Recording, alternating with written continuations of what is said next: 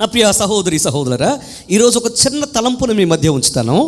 ఎక్కువ సమయం నేను తీసుకొని కానీ ఉన్న సమయాన్ని వినియోగించుకుంటూ ఒక చిన్న తలంపును మనం ధ్యానం చేద్దాం. ఈరోజు మనం ధ్యానం చేస్తున్న అంశం ఏంటంటే అవరోధముల నుండి విడుదల గురించి మనం ధ్యానం చేద్దాం. వ్రాయగలిగిన ప్రతి ఒక్కరు కూడా, పుస్తకం తెచ్చుకున్న ప్రతి ఒక్కరు కూడా పేపర్ ఉంటే వ్రాసుకోండి. అవరోధముల నుండి, చెప్పండి ఏంటది, చెప్పాలి, అవరోధముల నుండి విడుదల. సో ఇంగ్లీష్ వచ్చిన వారైతే ఈ మాట రాసుకోండి. How to overcome obstacles. How to overcome obstacles. చదువు అంటే బాగా మీరు ఇంగ్లీష్ వచ్చిన వాళ్ళు అయితే ఈ మాట రాసుకోండి. ఇది మీకు బాగా అర్థమవుతుంది. అంత మాత్రమే కాదు, దాని లోతు మీకు బాగా అర్థమవుతుంది కనుక వ్రాసుకోగలిగిన వాళ్ళు రాసుకోండి. How to overcome obstacles. తెలుగులో వ్రాసుకునే వాళ్ళు ఈ మాట రాసుకోండి. మనం ధ్యానం చేస్తున్న అంశము అవరోధముల నుండి, చెప్పాలి, అవరోధముల నుండి విడుదల. నా ప్రియ సహోదరి సహోదరులారా, ప్రతి ఒక్కరి జీవితము, ప్రతి ఒక్కరి బ్రతుకు ఎక్కడో ఒకక్కడ ప్రారంభించబడి ఉంటుంది. వింటున్నారా? Your life has been started somewhere. నీ యొక్క జీవితం అనేది ప్రతి ఒక్కరి బ్రతుకులో ఎక్కడో ఒకక్కడ ప్రారంభించబడి ఉంటుంది. అయితే జాగ్రత్తగా అర్థం చేసుకోండి. ప్రారంభము ఎక్కడ అంటే నీ జీవితంలో ఏదో ఒక రోజు నువ్వు పుట్టుంటావు. ఆ పుట్టుకతో ప్రారంభమైన నీ జీవితము, నీ జీవన యాగము, నీ జీవన యానము ముందుకు సాగుతూ ఉంటుంది. నీ జీవితంలో నువ్వు ముందుకు సాగుతున్నప్పుడు, నువ్వు పుట్టిన తర్వాత నీ తల్లిదండ్రులు చెప్పుంటారు, ఒరే అబ్బాయి, నీ డెస్టినీ ఇది. మేము అనుకుంటున్నాము నిన్ను కన్నప్పుడు, లేకపోతే నిన్ను మేము ప్రసవించినప్పుడు, నువ్వు పొందుకున్నప్పుడు, దేవుని దగ్గర నుంచి నిన్ను పొందుకున్నప్పుడు మేము అనుకున్నాము, మా ఆశ ఏంటంటే నువ్వు ఒక డాక్టర్ అవ్వాలనో, ఒక వ్యాపారస్తుడు అవ్వాలనో, ఒక వ్యాపారస్తుడు వాళ్ళు అవ్వాలనో, లేకపోతే ఒక అద్భుతమైన చదువు నువ్వు చదవాలనో, లేకపోతే ఉద్యోగాన్ని సంపాదించాలనో, లేకపోతే ఒక స్థాయిలో నేను నిలబడాలనో మేము అనుకున్నాము అని నీకు చిన్నప్పుడు నీ తల్లిదండ్రులు ఏం చేస్తారు తెలుసా? నీ డెస్టినీ గురించి మాట్లాడతారు, నీ భవిష్యత్తు గురించి మాట్లాడతారు. అవునంటారా కాదంటారా? ఎప్పుడైతే ఆ మాట విన్నామో, ఆ మాట విన్న ఆ యొక్క చిన్న బిడ్డ తన జీవితంలో అనుకుంటూ ఉంటాడు, నా జీవితంలో నా డెస్టినీ ఇది, నేను దీనికోసం చదవాలి, దీనికోసం నేను పని చేయాలి, ఇది నేను నేర్చుకోవాలి, ఇలా నా జీవితం ఆధారపడి ఉంటుందని అనుకుంటాడు. అలా పెరుగుతున్నప్పుడు తన స్నేహితులు, అలాగే ముఖ్యంగా చదువుకుంటున్న ఆ స్కూల్లో తన టీచర్సో లేకపోతే మెంటర్సో, కాలేజీలోనో బోధిస్తున్న వారు ప్రభావితం చేస్తూ ఉంటారు. జాగ్రత్తగా వినండి. ఈ చదువు చదవడం ద్వారా ఎలాంటి ఆపర్చునిటీస్ మీకుంటాయి, ఇలాగ మీ భవిష్యత్తులో మీరు ముందుకు సాగగలుగుతారు, మీ డెస్టినీని మీరు ఇలాగ నిర్ణయించుకోవాలి, మీ గోల్ని ఇలా పెట్టుకోవాలి, మీ యొక్క తలరాత్రి ఇలాగ మీరు మార్చుకోవాలి అని వారికి బోధిస్తూ ఉంటే అప్పుడు వారు అనుకుంటారు, అంటే నా జీవితంలో ఈ చదువు ద్వారా దీనిని నేను సాధించాలి అని తన జీవితంలో ఒక నిర్దేశాన్ని నిర్ణయించుకుంటాడు. వింటున్నారా నా ప్రియ సహోదరి సహోదరా? ఒక స్టూడెంట్ లేదా ఒక విద్యార్థి లేదా ఒక యవనస్తుడు, ఒక యవనస్తురాలు, నేను నా జీవితంలో దీనిని చేరుకోవాలి, దీనికోసం బ్రతకాలని ఒక నిర్ణయానికి వస్తారు. ప్రతి మనిషి తన జీవితాన్ని ప్రారంభించిన తర్వాత ఎందుకు బ్రతుకుతారంటే తన గోల్ను తన రీచ్ అవ్వడానికి బ్రతుకుతారు. అంటే తన డెస్టినీని ఆమె చేరుకోవడానికి బ్రతుకుతారు. లేదండి మాకు ఏ డెస్టినీ లేదండి అన్నవారు ఎవరైనా ఉన్నారు ఇక్కడ? చెప్పాలి. అలాంటి వారు ఎవరైనా ఉన్నారా? ఎవరు ఉండరు. ప్రతి ఒక్కరు కూడా ఏదో ఒకటి సాధించాలని బ్రతుకుతున్న వారే. పిల్లలకి మంచి భవిష్యత్తు ఇవ్వాలి, వ్యాపారంలో గెలవాలి, వ్యవసాయంలో గెలవాలి, నా యొక్క కుటుంబము లేదా నా యొక్క జీవితము సంఘములో సమాజంలో ప్రయోజనకరంగా ఉండాలి, దేవుడు నిర్దేశించిన జీవితాన్ని నేను జీవిస్తూ నా జీవితంలో దేవుని నమ్మిన పిల్లలైతే నా డెస్టినీ, నా యొక్క, చెప్పండి, నా యొక్క జీవితము మార్గము ప్రభు రాజ్యాన్ని చేరుకోవడం అని ఒక తలంపుతో బ్రతుకుతారు. నమ్మిన వారు దేవునికి స్తోత్రం చెప్పండి. హల్లెలూయా. అంటే నీ డెస్టినీని నువ్వు చేరుకోవడానికి, నీ యొక్క జీవితంలో నువ్వు నిర్ణయించుకున్న మార్గాన్ని నువ్వు చేరుకోవడానికి, నువ్వు ప్రయాణం కొనసాగిస్తున్నప్పుడు, నీ జీవితంలో నడుస్తున్నప్పుడు ఎన్నో అడ్డులు, ఆటంకాలు, ఎన్నో అవరోధాలు నీకు వస్తాయి. ఎన్నో అడ్డులు, ఆటంకాలు, ఎన్నో అవరోధాలు నీకు, చెప్పండి, వస్తాయి. ప్రతి మనిషి జీవితంలో అడ్డులు, ఆటంకాలు, బాధలు, కష్టాలు, భయంకరమైన పరిస్థితులు తప్పకుండా ఎదుర్కోవలసిందే. ఏ వ్యక్తి కూడా తన జీవితంలో స్మూత్గా తన జీవనయానాన్ని కొనసాగించడానికి అవకాశం లేనే, చెప్పాలి, లేదు. అంతెందుకు, ఆఖరికి నువ్వు గోల్డెన్ స్పూన్తో పుట్టినా సరే, అంటే నీ యొక్క తల్లిదండ్రులు లక్షాధికారులు కోటీశ్వరులు అయినా సరే, నీ జీవితంలో ఎప్పుడు కష్టపడకుండా నువ్వు బ్రతికినా సరే, జీవితంలో ఏదో ఒక అబ్స్టాకిల్ అనేది ఖచ్చితంగా నీకు వస్తుంది. రాదంటారా? ఇప్పుడు నా ఆలోచన చేశారా నా ప్రియ సహోదరి సహోదరురా? జీవితం అనే యాత్రలో ప్రతి ఒక్కరూ ఎదుర్కొంటారు అడ్డులు. చెప్పాలి, అడ్డులు ఆటంకాలు. అడ్డులు ఆటంకాలు లేని జీవితములు లేనే. చెప్పాలి త్వరగా, లేవు. ఒక అద్భుతమైన వ్యక్తి, చాలా గొప్ప అద్భుతమైన వ్యక్తి మొలైర్ అనే ఒక గొప్ప భక్తుడు ఇలా అన్నాడు, the greater the obstacles the more glory in overcoming it.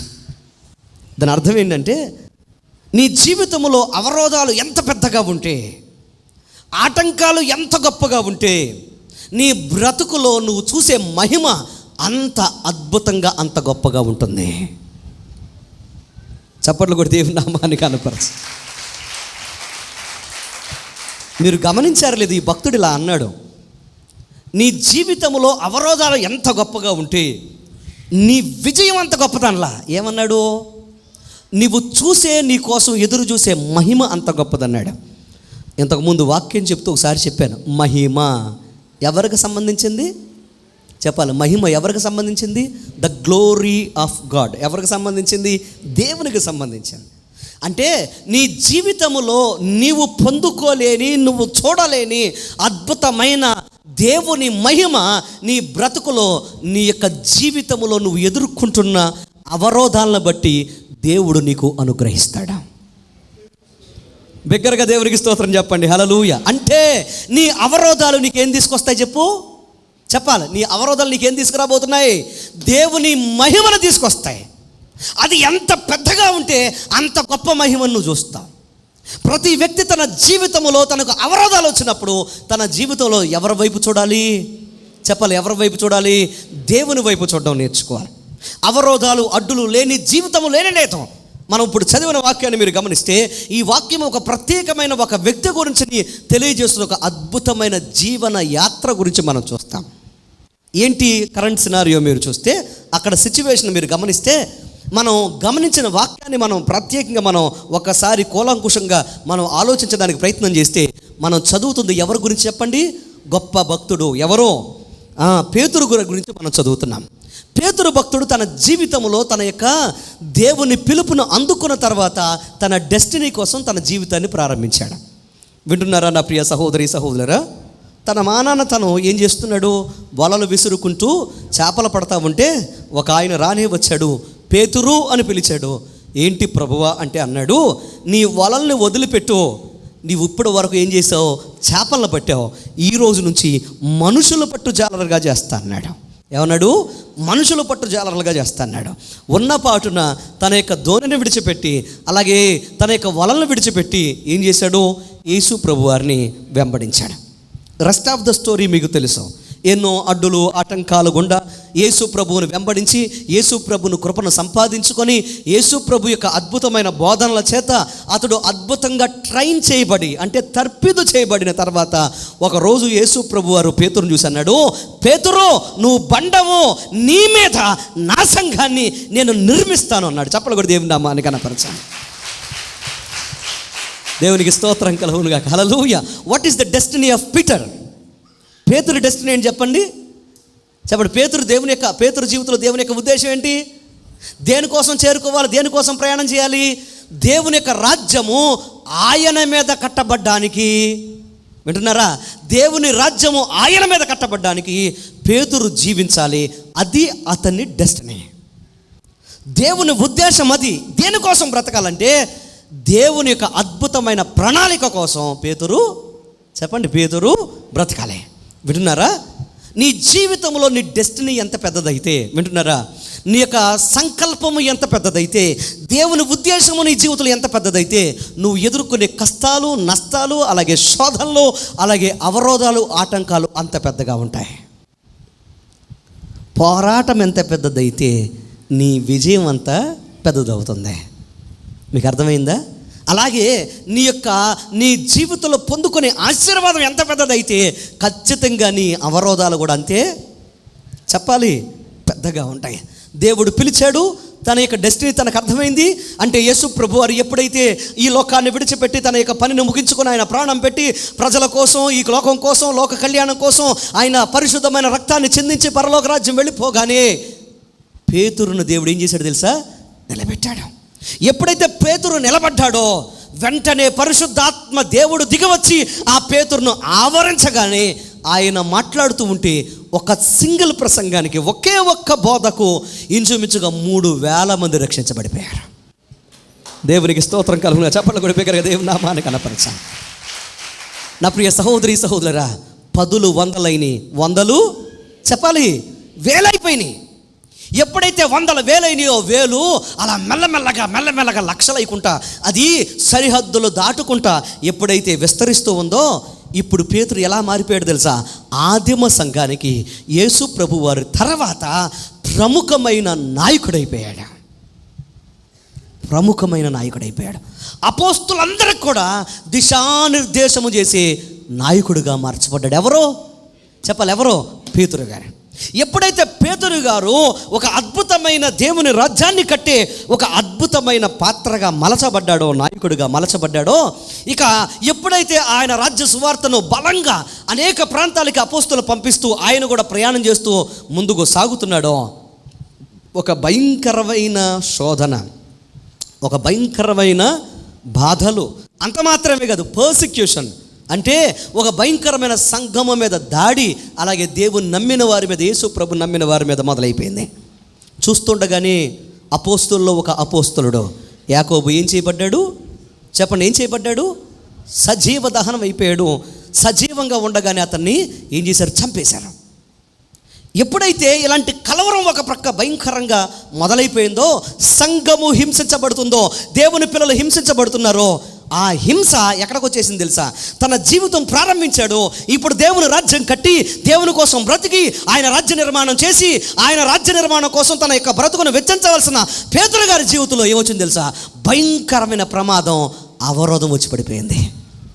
పేతురు కూడా ఏం చేయబడ్డాడు చెప్పండి? ఏం చేయబడ్డాడు? పట్టబడ్డాడు. చెప్పాలి, పేతురు కూడా పట్టబడ్డాడు. ఎప్పుడైతే పేతురు పట్టబడ్డాడో, పేతురు పట్టబడిన తర్వాత ఏం చేశారు? పేతురుని తీసుకువెళ్ళి చెరసాల్లో వేశారు. జాగ్రత్తగా ఆలోచన చేయండి.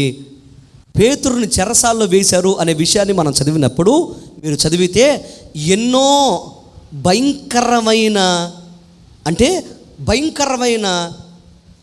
చతుష్టము లేకపోతే చతుష్టము అని వ్రాయబడింది. చతుష్టమైనది మీరు గమనిస్తే, అంటే అనేక బెటాలియన్స్ మధ్యన అతన్ని తీసుకువెళ్ళి ఏం చేశారు తెలుసా? అతని చెరసాల్లో ఉంచారు. అతనికి కావలుగా ఉన్న వారి భద్రత అంచెలంచెలుగా ఉంది. ఒక భద్రతను దాటుకుంటే ఇంకొకటి, ఇంకొక అంచెను దాటుకుంటే ఇంకొకటి అన్నట్టుగా చాలా భయంకరమైన ఒక మూకుమ్మడిగా అతన్ని బంధించి తీసుకువెళ్ళి చెరసాల్లో పడేశారు. జాగ్రత్తగా ఆలోచన చేయండి. పేతురు డెస్టినీ ఏంటి చెప్పండి? సంఘమును చెప్పాలి, అందరి దగ్గరికి చెప్పాలి. పేతురు యొక్క డెస్టినీ ఏంటి? సంఘమును కట్టాలి, అలాగే దేవుని రాజ్య నిర్మాణము చెప్పాలి, బిగ్గరగా చేయాలి, దేవుని మహిమార్థమై దేవుని కోసం అయినా నిలబడాలి. అది దేవుడు పేతురుకి ఇచ్చిన ఒక అద్భుతమైన దేవుని యొక్క నిర్దేశము. పేతురు ప్రారంభించాడు, పేతురు కొనసాగిస్తున్నాడు. కానీ పేతురు కొనసాగిస్తున్న మధ్యలోనే ఏం ఏర్పడింది? ఆటంకం ఏర్పడి బంధించబడ్డాడు. రాసుకోండి. మొట్టమొదటిది, ఎవరైతే దేవుని పిలుపునందుకొని వారి జీవన యానాన్ని సాగిస్తారో, ఎవరైతే నా బ్రతుకులో నేను ఒక మంచి జీవితాన్ని జీవిస్తాను, నా భర్తగా, నా భార్యగా, ఒక భర్తగా, ఒక భార్యగా, ఒక కుమారుడుగా, ఒక కుమార్తెగా, లేకపోతే ఒక వ్యవసాయదారుడుగా, ఒక వ్యాపారస్తుడిగా, ఒక నమ్మకమైన పాత్రగా సంఘములో సహవాసంలో నేను ఆత్మీయ కుమారుడుగా, కుమార్తెగా నేను బ్రతుకుతాను అని నువ్వు నిర్ణయం తీసుకొని నీ జీవితాన్ని ఎప్పుడైతే నువ్వు కొనసాగిస్తావో, ప్రతి వ్యక్తి తన జీవితంలో ఖచ్చితంగా చెరసాల అనుభవాన్ని చూడాలి. చెప్పండి, ఏం చూడాలి? చెరసాల అనుభవాన్ని చూడాలి. వింటున్నారా? చెరసాల అనుభవాన్ని చూడకుండా ఏ భక్తుడు పరిపూర్ణుడు కానే, ఏ వ్యక్తి పరిపూర్ణుడు కానే, ఏ వ్యక్తి తన జీవితంలో విజయాన్ని చూడలేరు. వింటున్నారా నా ప్రియ సహోదరి సహోదరురా? ఒక వ్యక్తి తన జీవితంలో, తన బ్రతుకులో తన యొక్క మార్గాన్ని తను చేరుకోవాలి, తన డెస్టినీని అంటే నిర్దేశించబడిన గురిని చేరుకోవాలి, తన బ్రతుకులో దేవుడు ఆశించిన స్థాయికి ఒక వ్యక్తి వెళ్ళాలి అని అంటే మధ్యలో తప్పకుండా చెరసాల అనుభవం ఉండాల్సిందే. చెరసాల అనుభవం లేకుండా ఏ వ్యక్తి చెప్పండి. చెరసాల అనుభవం లేకుండా ఏ వ్యక్తి చెప్పాలి? పరిపూర్ణుడు కానే, ఆశీర్వాదం చూడనే, విజయం చూడలేడు. మొట్టమొదటి రాసుకోండి. ఒక వ్యక్తి తన జీవితంలో అవరోధముల నుండి విడుదల పొందుకోవాలంటే చెరసాల అనుభవాన్ని చూడాలి. మొట్టమొదటి చెప్పండి, చెరసాల అనుభవాన్ని చూడాలి. ఇక్కడ మీరు గమనించారా? చెరసాల అనుభవం ఎలా ఉంటుంది అని అంటే, మీరు గమనించండి. పేతురు గురించి పరిశుద్ధాత్మదేవుడు వాక్యం రాయిస్తూ ఏమన్నాడు తెలుసా? పేతురు ఆ రాత్రి అంటే తెల్లవారితే పేతురు ఏం చేయబడుతున్నాడు? చనిపోబోతున్నాడు. తెల్లవారేటప్పుడు కల్లా పేతురును చంపాలనుకుంటున్నారు. ఒక ప్రక్క ప్రజల ఆనందం కోసం, యూదులను మెప్పించడం కోసం, వారి ఆనందం కోసం పేతురుని ఏం చేయాలనుకుంటున్నాడు? చంపేయాలనుకుంటున్నాడు రాజు. ఒక ప్రక్క మరణ శాసనం రాయబడిందని బంధకాల్లో ఉన్న ఎవరికి తెలుసు? పేతురుకు తెలుసు. పేతురును నమ్మి వెంబడిస్తున్న సంఘముకు తెలుసు. అపోస్తులందరికీ చెప్పాలి తెలుసు. బంధకాల్లో ఉన్న వారిని ఊరుకుంటారా? కొట్టబడ్డాడు, అంతేనా? అవమానపరచబడ్డాడు, భయంకరమైన చీకటి కొట్టులో నెట్టేశారు. తన జీవితంలో, తన బ్రతుకులో ఇక ఏమాత్రం స్వేచ్ఛ లేని ఒక భయంకరమైన నిర్వేదంలో ఉన్నాడు. జాగ్రత్తగా వినండి నా ప్రియ తమ్ముడు, చెల్లి, ప్రియ సహోదరి, సహోదరుడా. ప్రతి మనిషి జీవితంలో ఖచ్చితంగా ఈ అవమానాల నుండి, భయంకరమైన చెరసాల అనుభవాల నుంచి వెళ్ళాలి. పేతురు బ్రతుకు కూడా అలాగే మారిపోయింది. ఒక వ్యక్తి తన జీవితంలో విజయాన్ని చూడాలన్నా, వింటున్నారా? ఒక వ్యక్తి తన గమ్యాన్ని చేరాలన్నా చెరసాల అనుభవం ఖచ్చితంగా చెప్పండి అనుభవించాల్సిందే. ఏ వ్యక్తి జీవితంలో కూడా చెరసాల అనుభవం లేకుండా ఎవ్వరు కూడా విజయాన్ని చూడలేరు. ఇక్కడ కూర్చున్న ప్రతి ఒక్కరు కూడా ఏదో ఒక చెరసాల అనుభవంలో ఉన్నవారే. చెరసాల అనుభవం ఎలా ఉండొచ్చు అని అంటే, జాగ్రత్త వినండి. ఇప్పటి వరకు నీకు బలమైన నీ యొక్క సంసారమే నీకు చెరసాలగా మారిపోయి ఉండవచ్చు. ఇప్పటి వరకు నీకు సంతోషాన్ని ఇచ్చిన నీ కుటుంబమే నీకు చెరసాలగా నీకు మారిపోయి ఉండవచ్చు. అంతెందుకు, ఇప్పటి వరకు నువ్వు బలంగా నిలబడ్డావు చూసావా, నీ శరీరం ముందు చూసావా, ఆ శరీరమే ఈ రోజు నీకు ఎలాగ మారిపోయి ఉండొచ్చు తెలుసా? ఎలా మారిపోయి ఉండొచ్చు? నీకు చెరసాల అనుభవంగా మారిపోయి ఉండొచ్చు. వ్యవసాయం, వ్యాపారం, ఉద్యోగం, స్నేహం, సంబంధాలు, రక్త సంబంధాలు, అలాగే మీరు చేసే ప్రతి ప్రయత్నాలు ఈరోజు మీకు ఎలాగ మారిపోయి ఉండొచ్చు చెప్పండి? చెరసాల అనుభవంగా మారిపోయి ఉండొచ్చు. చెరసాల ఎలా ఉంటుంది అని అంటే, జాగ్రత్తగా వినండి. ఒక వ్యక్తిని చీకటి కొట్టులో బంధించినట్లుగా ఉంటుంది. చెరసాల ఎలా ఉంటుంది? నీ స్వేచ్ఛను హరించేసినట్లుగా ఉంటుంది. చెరసాల ఎలా ఉంటుంది? నీ ముద్ద నువ్వు తినకుండా చేసేటట్లుగా ఉంటుంది. చెరసాల ఎలా ఉంటుంది? ఇరుకుగా ఉంటుంది. చెరసాల ఎలా ఉంటుంది? బాధగా ఉంటుంది. చెరసాల ఎలా ఉంటుంది? కష్టంగా ఉంటుంది. చెరసాల ఎలా ఉంటుంది? రోగకరంగా ఉంటుంది. చెరసాల ఎలా ఉంటుంది? అవమానకరంగా ఉంటుంది. చెరసాల ఎలా ఉంటుంది? బంధించి ఉంటుంది. అలాంటి స్థితి ఈరోజు నువ్వు గనక మనసు విప్పి మాట్లాడితే ఇక్కడ ఉన్న ప్రతి ఒక్కరు కూడా ఏదో ఒక చెరసాల అనుభవం అనుభవిస్తున్నవారే. అలాంటి స్థితి అనుభవించిన వారు ఎవరు చెప్పాలి? ఎవరు లేరు. ఆర్థిక ఇబ్బందులు కొంతమందికి అయితే, అనారోగ్యాలు కొంతమందికి అయితే, అవరోధాలు కొంతమందికి అయితే, కష్టాలు కొంతమందికి అయితే, అవమానాలు కొంతమందికి అయితే, ఏదో రకమైన అనుభవం చేత ఆగిపోయారు, స్ట్రక్ అయిపోయారు. ఈరోజు వాక్యాన్ని మీరు గమనిస్తే ఈ వాక్యంలో ఒక ప్రత్యేకమైన ఒక విషయం ఉంది. అదేంటి తెలుసా? బంధించబడిన పేతురు సంగతి మీరు చూడండి. బంధించబడిన పేతురు ఏం చేస్తున్నాడు? రేపు చనిపోతానని తెలిసిన ఏం చేస్తున్నాడు తెలుసా? తన జీవితంలో బంధకాల మధ్యన, గొలుసుల మధ్యన ఏం చేస్తున్నాడు చెప్పండి? గొలుసుల మధ్యన ఏం చేస్తున్నాడు? నిద్రపోతున్నాడు. ఏం చేస్తున్నాడు? నిద్రపోతున్నాడు. మీరు గమనించండి, అక్కడ నిద్రపోతున్నాడు. ఏమంటే అప్పుడు అందరూ అంటారు, అసలు పేతురు గారికి రేపు పొద్దున చచ్చిపోతానని తెలిసి ఎలా నిద్రపట్టింది? మీరు చెప్పండి. పేతురు గారికి రేపు చచ్చిపోతానని తెలిసి కూడా ఎలా నిద్రపట్టింది? నువ్వు రేపు పొద్దున చచ్చిపోతావు, నీకు నిద్రపడద్దా? చెప్పాలి. బాగా కొట్టేశారనుకో, నీకు నువ్వు భయంకరమైన గాయాలతో ఉన్నావు, భయంకరమైన బాధతో ఉన్నావు, నీకు నిద్రపడద్దా? చెప్పట్లేదు. నిద్రపడద్దా? ఆందోళన ఎక్కువైపోయింది, కలవరాలు ఎక్కువైపోయింది, నిద్రపడద్దా? మరి పేతురు గారు ఎలా నిద్రపోతున్నారు? మరి భక్తుడైన పేతురు గారు ఎలా నిద్రపోతున్నాడు? చెప్పట్లేదు ఎవరు. అంటే లోతుగా ఆలోచించడం మొదలుపెట్టిన తర్వాత దాని తీవ్రతను అర్థం చేసుకుంటూ, ఒక వ్యక్తి కష్టములో, నష్టములో, బంధకాల్లో ఉన్నప్పుడు అతని యొక్క మానసిక స్థితి ఎలా ఉంటుందనే విషయాన్ని గురించి నేను లోతుగా చదువుతూ ఉంటే ఇక్కడ నాకు ఒక విషయం అర్థమైంది. అదేంటి తెలుసా? దేవుడిచ్చిన ప్రత్యక్షత ఏంటంటే, ఒక వ్యక్తి తన జీవితంలో కొట్టబడి భయంకరమైన గాయాలు పాలైపోయి వేదనకరమైన భయంకరమైన నిందల మధ్యన ఉన్నప్పుడు, ఇక నువ్వు రేపొద్దున నీకు బ్రతుకు లేదు అని నీకు తెలిసిపోయినప్పుడు, ఆ వ్యక్తి నిస్సత్తువలో, నిస్సహాయ స్థితిలో, భయంకరమైన బాధించబడినప్పుడు, రక్తం కారిపోతున్నప్పుడు ఆ వ్యక్తి తెలియకుండానే ఏమైపోతాడు తెలుసా? ఒక నిద్రాణ స్థితిలోనికి వెళ్ళిపోతాడు. ఎందులోకి వెళతాడు? ఒక నిద్రాణ స్థితిలోనికి వెళతాడు. ఒక వ్యక్తి బాగా దెబ్బలు తినేసాడు. ఆ వ్యక్తి ఏమైపోతాడు? ఇలాగా చెప్పండి, ఏమైపోతాడు? కోలబడిపోతాడు. కోలబడట్లా. మీరు అంటూ ఉంటారు, డాక్టర్లు అయితే చెప్తూ ఉంటారు, ఏయ్ నోరు తెరు, కళ్ళు తెరవు కళ్ళబీక అని అంటూ ఉంటారు. ఎందుకని పల్స ఏమైపోతూ ఉంటుంది? పడిపోతూ ఉంటుంది. ఎప్పుడు ఒత్తిడి, బాధ, వేదన, గాయం ఎక్కువైపోయినప్పుడు. ఈ మధ్యకాలంలో కేరళలో ఒక మావిటివాడు అంటే తెలుసా? ఏనుగుని కంట్రోల్ చేసేవాడు. ఏనుగుని పెంచేవాళ్ళు ఉంటారు సరే, ఆ ఏనుగుని కంట్రోల్ చేస్తూ దాన్ని అటు ఇటు తిప్పుతున్నాడు. తనకి ఆహారం పెట్టడం కోసం దగ్గర పెట్టి అది సరిగ్గా తినట్లేదని తను ఏం చేశాడంటే అటు ఇటు తిప్పుతున్నాడు. దగ్గరికి తీసుకొచ్చి తినమని కొంచెం ఏం చేశాడంటే కర్రతలా అన్నాడు. ఒక్కసారికి ఎక్కడ లేని కోపం వచ్చింది దానికి. ఏం చేసింది తెలుసా? తన తొండ నిలబెట్టి ఆ మామిడి వాడిని చుట్టేసి ఒక్కసారి పైకి లేపి ఇలా ఒక్కసారి కింద వేసింది. వేసి వెంటనే ఏం చేసింది అనుకున్నారు? తన తొండంతో ఇలాగ అతన్ని రోల్ చేస్తూ, అంటే మడత పెట్టి ఇలాగా నడాన్ని వంచి 2 కాళ్ళు ఎత్తి ఏం చేసింది తెలుసా? వాడి నడుము మీద వేసి ఇలాగ ఎత్తి 2 కాళ్ళు ఇలాగ వేయడం మొదలెట్టింది. దాని మీద లాగా మనిషి మీద దూకడం మొదలెట్టింది. అందరితో ఆగల. మళ్ళీ ఒక రోల్ చేసి, అంటే మళ్ళీ ఒక పల్టీ కొట్టించి మళ్ళీ అలాగే ఎలా తిప్పుతుంది, మళ్ళీ కాళ్ళు వేస్తుంది, అలా తిప్పుతుంది, మళ్ళీ కాళ్ళు వేస్తుంది. అలాగ చుట్టుకుంటా కాళ్ళు వేసి ఏం చేసింది తెలుసా? ఒక్కసారిగా తొండంతో ఒక్కసారి మళ్ళీ చుట్టూ ఇలా పైకి లేపింది. పైకి లేపి ఇలా వదిలేటప్పటికి వాడు ఏమయ్యాడు తెలుసా? ఎక్కడికక్కడ ఎముకలన్నీ అలా మొత్తం పిండి అయిపోయినాయో, మరి ఎక్కడికక్కడ ఇరిగిపోయినాయో, ఏదో బాలు కోలబడిపోయినట్టుగా, ఒక గోను సంచి కోలబడిపోయినట్టుగా అట్లా కోలబడిపోయాడు. ఈ లోపల ఆ పక్కన ఉన్న మామిటి వాళ్ళు వచ్చి దాన్ని కొట్టి ఆ పక్కకు నెట్టి, ఆ వేణుగుని పక్కన నెట్టి వీడిని లేపుతూ ఉంటే అలా కోలబడిపోతున్నాడు. అంటే ఏ ఎముక కూడా అతనికి